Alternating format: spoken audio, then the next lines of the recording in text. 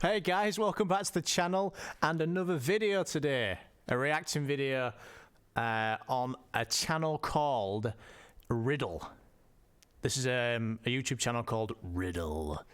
The link will be in the description below, but after you've watched this video, please do go over and give him a little subscribe and a like. And while you're doing so, please give me a subscribe and a like. And if you do enjoy the content, I also stream on Facebook Gaming every day. I'm probably streaming right now. Why don't you go and check me out? All the social links will be in the description box. So we're going to be reacting to what if you spend just 30 seconds on the moon without a spacesuit? Should we find out? Okay guys, here we go. Object visited by man. On July 20th, 1969, the Apollo 11 spacecraft landed on its surface. Neil Armstrong became the first man who walked on the moon. Together with Buzz Aldrin, they spent about 2.5 hours on the Earth's natural satellite. Preparation for the flight took several years, and all of the astronauts' equipment weighed more than 80 kilograms, or about 176 pounds. So what? That's a lot of weight. But like when you're on the moon, you won't feel anything, would you? Because it's weightlessness. But that is a heavy suit, man. Jesus. If you found yourself on the moon without all this protective equipment or a protective suit, would a person be able to survive on the moon for at least 30 seconds? By the way, do you know how many people have visited the moon? You'll learn the correct answer at the end of the video. That's just want to say, what do you guys think about space? Is it fascinating to you, or do you not really care about it? Let me know in the comments. I'm interested. So let's imagine that you're on the moon. You have moon dust under your feet and a black sky with stars overhead. But you have no time to admire the scenery. Unfortunately, there's no air for you to breathe. The moon has practically no atmosphere compared to Earth's, which is 10 trillion or 10 to the 13th power times denser. The moon's gas content is considered to be a vacuum. In fact, the density of the atmosphere of the moon can be compared with the density of the uppermost layers of the Earth's atmosphere, where the ISS, the International Space Station, is located. Would you guys stay on the International Space Station if you could? Let's say you got a letter through the door tomorrow that said, we would love you to spend an entire year on the space station, but you can only drink your own urine. Would you? Let me know in the comments. But there is good news. In such conditions, you won't die instantly. You have about 15 seconds before you pass out from hypoxia.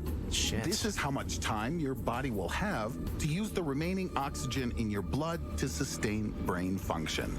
But a lack of air is far from our only concern. You've probably seen memes of the Blob Fish, which is called the saddest creature on Earth. In fact, it's a drop in pressure that makes it so sad. This fish lives at great depths, and there it has a very normal look. But when it's caught, due to the large difference in pressure, it inflates. On the moon... Not being funny, but look at the state of that. It's all right putting all this money into people going to space, but what about in the oceans? We still haven't discovered everything that's in the ocean. Freaky. I might do a video on the stuff that lives under the water. Like, there's some freaky shiz out there. Like, seriously. You risk becoming a sad blobfish. Since there's practically no atmosphere there, the pressure is extremely low. On Earth, a column of air with a mass of about 15 to 20 tons presses the entire surface of an adult's body. However, we don't notice this. Firstly, the air pillar presses evenly from all sides. And secondly, there's also air inside of our bodies, and the internal pressure is equal to the atmosphere. But due to low pressure on the moon, nitrogen dissolved in the blood and tissues will be released in the form of bubbles in your blood. Your body, starting with your arms and legs, will swell like a balloon. But you won't burst. The elasticity of your skin will protect you from tearing. But don't try to hold your breath. At such a low pressure, you could face the same problem as divers when rising too fast to the surface. Your lungs could burst. Not a single bit of air on the moon. Idea, on the contrary, is to exhale. Moreover, under such conditions, water will boil regardless of temperature. This means that the liquid in open areas, skin, eyes, will evaporate. You'll feel how the saliva boils on your tongue. Oh, But God. the blood will remain liquid. The walls of your vessels will protect it from boiling. We can't exactly call the temperature on the moon comfortable.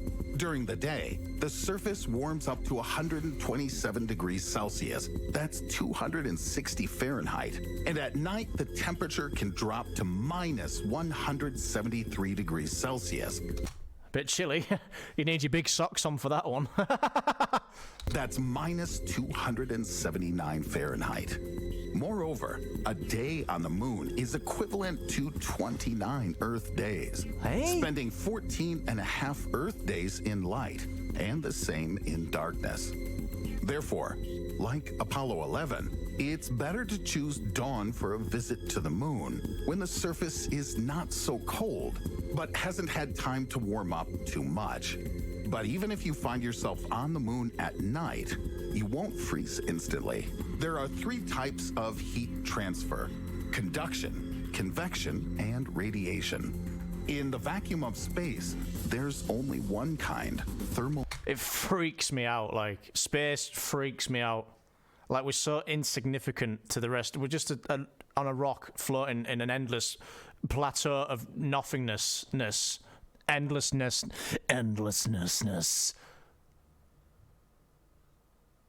We're in a controlled ball when there's all this out there that we have no idea about. Freaks me out. Like, my mind melts. Radiation. So you'll lose heat very slowly. But Christ. you're not just in space. You're standing on the surface of the moon, which means that there's another kind of heat transfer in addition to thermal radiation: conduction. But the surface of the moon doesn't conduct heat very well, so you won't turn into ice, at least not in 30 seconds. If you find yourself on the moon in the afternoon, then within a few seconds, instead of tanning, you'll get burned by solar radiation. Oh, On shiz. Earth, the ozone layer Factor 50, please! protects us from the dangerous ultraviolet radiation of the sun. And on the moon, you won't have such protection. In addition, it will be unbearable to stand on the hot surface. Also, the natural satellite of the Earth has a very weak magnetic field.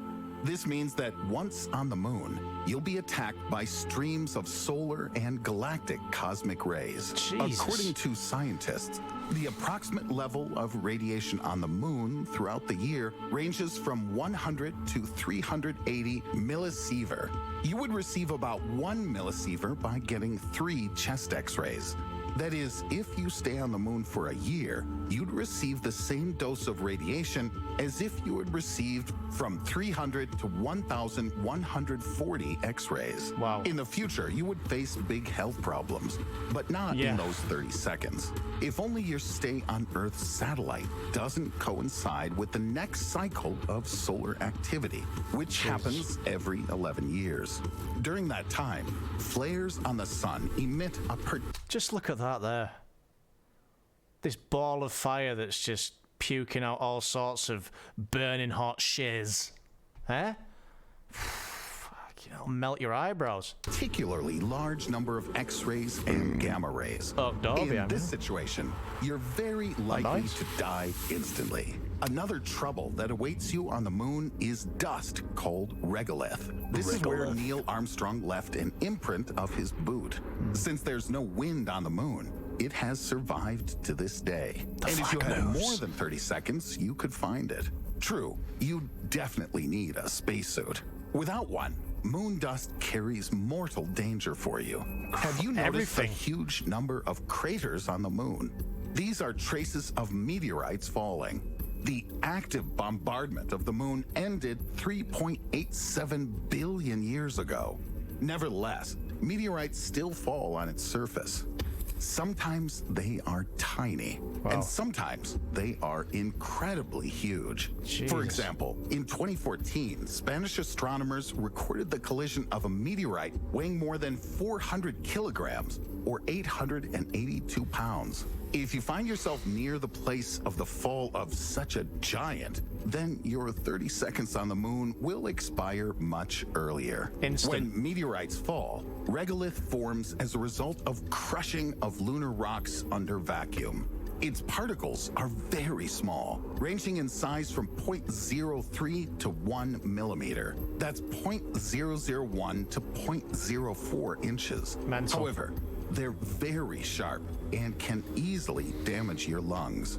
Moon dust is constantly bombarded by solar wind particles, which is why it acquires a positive electric charge. Therefore, it seems to rise above the surface of the moon. So regolith will cause you eye irritation and sinusitis. So It's like getting a face full of sand or something, isn't it? But on another level, like just a sand that's covered in nappies and acid. Your 30 seconds on the moon have expired. These were not the most pleasant seconds in your life, but the good news is that you're still alive. Good news. But what if you stay there longer? Without a spacesuit, in the end, the lack of air can kill you. Oxygen starvation will occur, and then damage to your brain cells. But if after 90 seconds of being on the moon, you're able to return to livable conditions, then there is a high probability you will survive. But if you want to take the same Happy long days. Just walk drive on the that moon as the American astronauts, then you still need reliable protection. NASA just introduced a new lunar spacesuit in which the Americans hope to She's living the dream on the left there, isn't she? Look. Huh? Absolutely living the dream. This guy on the right's like, why didn't I get a clear visor? He's fuming. Is there even somebody in there? Look at all this here. Look at these intricate details here. Look at this.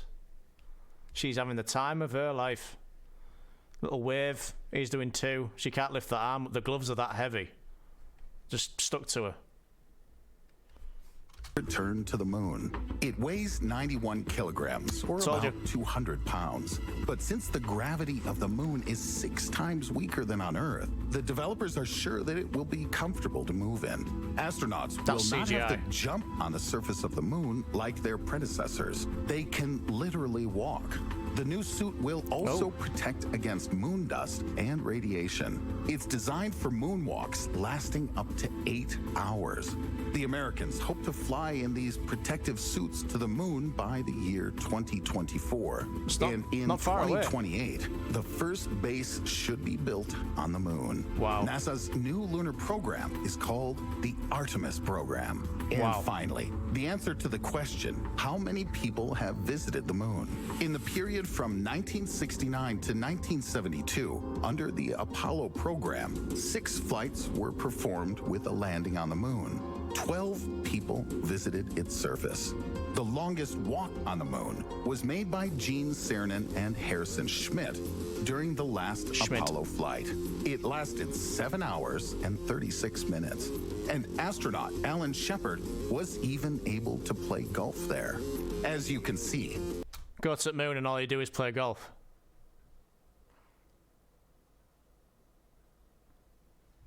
Despite the harsh conditions, the moon remains the most hospitable object in the solar system. And perhaps walks on Earth's satellite in the near future will become a reality. If you liked the video, give it a thumb. Well, that was Riddle. The link for Riddle's channel will be in the description below. He's got like 2.5 mil subs. Go and check out there's some other great videos. I think next time we're going to look at some underwater shiz, the scary creatures that live beyond the oceans. But yeah, guys, thanks for watching this video. Like I say, I stream on Facebook Gaming. Do go and check me out if you enjoyed the content, and check out my other videos. And yeah, have a great rest of your day, and I'll see you all very soon, guys. Bye for now.